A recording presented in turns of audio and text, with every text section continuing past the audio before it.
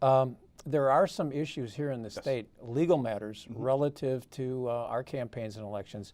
3 items. One, whether voters without a photo ID can sign the affidavit to vote. 2, the residency requirement. And then 3, limits on early voting. We've got federal and state officials who are wrestling with this. Walk us through this.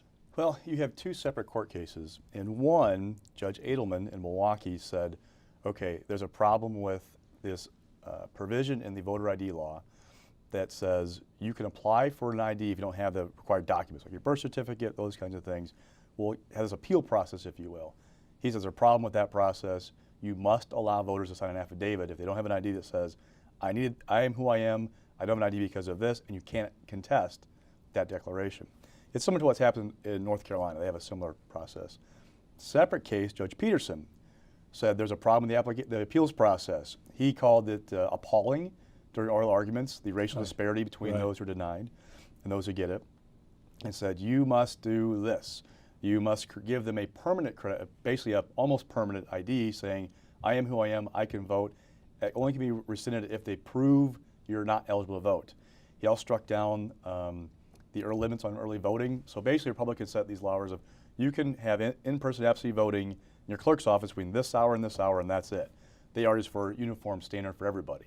The problem is it impacts Milwaukee and Madison the most because they have the longest hours for early voting, or used to have longest hours for early voting, so we struck those down.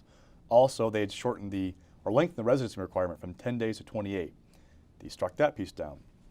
So what's in common, obviously, is the appeal process.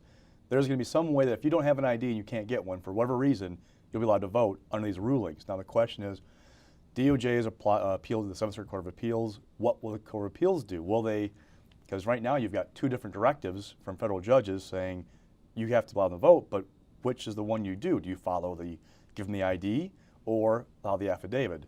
They'll probably have to figure that out. Now the good thing is for us is that neither decision applies to the primary on Tuesday.